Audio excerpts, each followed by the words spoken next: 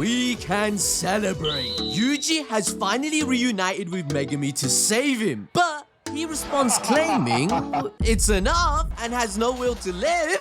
Are you serious right now, bro? Just like Gojo claimed, you can only save those that are willing to do so, which has led to a theory that Megumi may activate the merger to bring about the new curse energy monster. Our universe is doomed! But that's not the only insane reveal, as Jump Kaisen proved to be successful, giving Sukuna the beatdown of his life. Yuji literally spat in his face, Maki joined the fight to stab him, and Yuta pulled off Jacob's ladder to cook him. Let's go!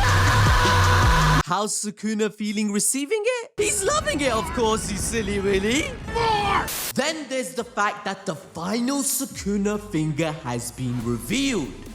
Wait, Adil, didn't you say that Yuji was the final finger? Yeah, but come on, you know me, I'm a professional yapper. What, and you somehow think that makes it okay? Listen, all our other theories came true except for Kenjaku fingering himself. Listen, all I'm saying is that the comments are kinda calling you a fraud. Honestly, I think you're gonna lose to them. Nah, I win. Is this one thing that got me tripping? Chapter 251 begins with Yuta using cleave against Sukuna, leaving him completely shocked. Yuta managed to copy his technique by confirming the conditions of copy. Rika needs the DNA or curse energy of the sorcerer in any form to replicate their ability. In Sukuna's case, it was the final finger Uraume could not find in chapter 222. Sukuna theorized that Gojo had hidden the lost finger, which means he had given it to Yuta when he made a trip overseas and told him to take care of everyone in case anything happened to him. Gojo cooked up a plan to have Yuta copy Sukuna's technique so that it would come in handy. It falls in line with how he was deeply affected by Yuji's temporary death and wanted him to live like a normal school kid. Hence, giving the last finger to Yuta would mean creating a failsafe for both Yuji's execution as well as a surprise attack.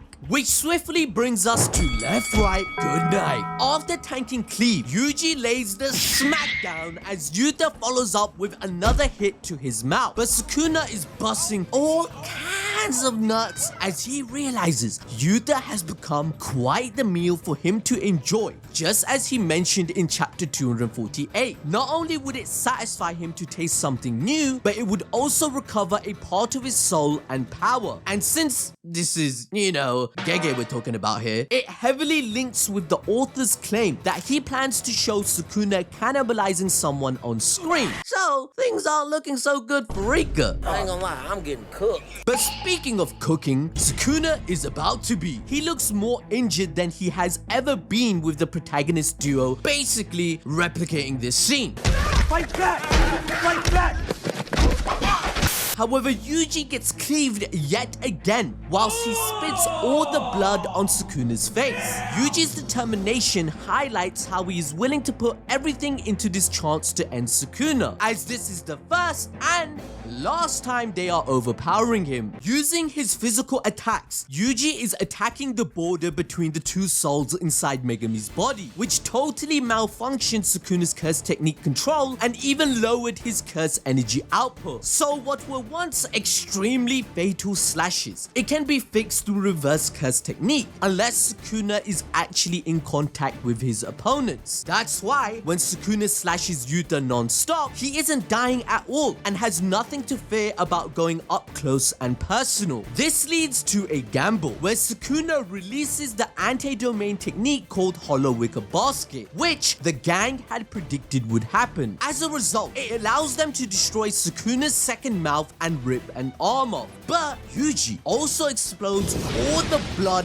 he spat on him. In the flashback, we learn about Yuji's new power of disrupting the harmony between the body and soul. With Yuki's research into souls and Yuji's knowledge about their shape, he understood the mechanics. Two souls mixed together can never become one. Combine this with Angel's technique and you have a solid plan, as Jacob's ladder is an effective way to save Megumi after waking him up. However, However, the rate of survival would be low, just as it was stated in chapter 199 as well. But you're probably still confused regarding, wait, ABD, how did Yuji unlock blood manipulation and a curse technique? Well, in chapter 220, he admitted that he would eat anything to defeat Sukuna, since he is a curse object. He then begins talking about Choso's brothers, but his Oni-chan simply states that they will live inside Yuji. This tells us that he consumed all the remaining curse womb siblings that Choso retrieved, making sense why back in the fight, Yuji made his blood explode and has been training it in the timeskip. This is Yuji's version of Supernova, a Choso original attack that he developed whilst honing blood manipulation for 150 years and causes a devastating attack by an explosion. But speaking of explosion, another one is about to arrive. Sukuna judges that the situation is becoming unfavorable for him, so he decides to take the full impact of Jacob's ladder imbued in Yuta's domain expansion. Yeah, the king is burnt to a crisp, where Yuji lands another soul punch, asking Megumi to wake up. However, he doesn't care anymore, and he has had enough. Absolutely useless. Well, I can't say we're surprised, because it's not like he tried very hard to live even when he was alive. My guy was trying to summon my horror guy every inconvenience in the bloody story. I think the count is at 7 or 8 at this point. But anyway, the situation goes back to Gojo's statement that he can't save people who don't want to be saved. It was Megumi himself who stated that they are Jujutsu sorcerers, not heroes who can save everyone. If Megumi doesn't rise up to the occasion, Yuji will be in the same position as Gojo. His best friend Geto fell into despair, but was isolated, so had no one there to take him out of it. However, Yuji is the opposite of Gojo. Whilst his sensei was the strongest and didn't really care about righteousness, even using Jujutsu for selfish motives, Yuji is the manifestation of selflessness. The very cause of his Jujutsu is to protect others and give them their rightful death. Hence, he is about to pull up with the hardest attack ever, which has never failed in the history of shonen, by the way. One that terrifies all enemies. Talk no jutsu. My boy is gonna bring up how it was Megumi who asked Yuji to lend his strength and start by saving him after the Shibuya incident, giving him a fresh purpose. It was also Megumi who basically gave Yuji the right to exist, even when he was about to get killed instantly. Yuji holds onto Megumi's request to save him, stating he should have died sooner to resolve all their issues, but then thanks them for giving him a role to play, which Sukuna mockingly mentioned again in chapter 249. And just for the cherry on top, Megumi was the one who claimed that saving a dead man's life isn't worth it. However, fast forward to now, and he sees himself in the same position. Yuji disagreed with Megumi back then and made him admit by chapter 9 that he made a selfish emotional decision. He did not want to see Yuji die, as he is a good person. Likewise, Yuji feels the same way and stated, "I think your way of doing things is also right, but that doesn't mean mine isn't." This talk no jutsu will wake up Megumi. Or this is Gege after all. It can all go south. All of this can blow up in our faces, as Megumi has access to activate the merger, which would kill everyone in Japan and create a new monster. Why would he do this? Well, not only has he lost all meaning, but he's closer to evil than ever before thanks to the Kodaku ritual. He once stated to Yuji, "Who's to say that someone you save won't kill someone in the future?" Let me know what you think in the comments as we dive back into Sukuna using the world-cutting slash. He uses Jujutsu chants and attacks the gang, giving them insane amounts of damage. Holy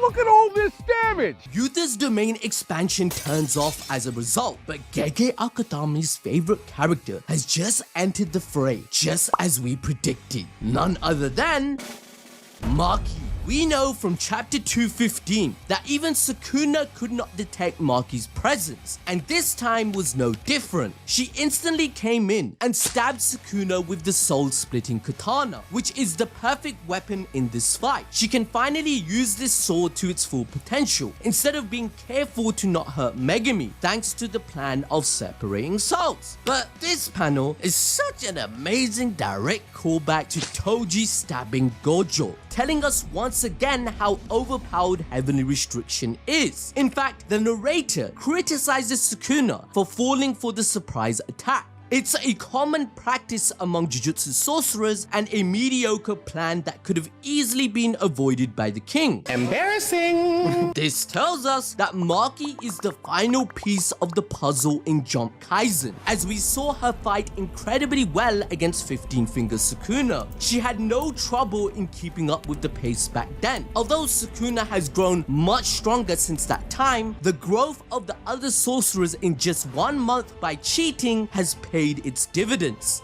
Remember, it even shocked Sukuna himself when he asked them, which means Maki too has grown much stronger. But that's not the only thing. Everything that is happening right now is because of Toji and his capability of breaking away from fate. Before Reggie died, he cursed Megumi to let fate toy with him, and so far, it has. But the gang can make the world break free from curse energy just as Yuki wanted, as long as they bring their friend back. Now, to enjoy more peak fiction, watch how Sung Jun-woo from Solo Leveling unlocked his shadow army crossing over 10 million.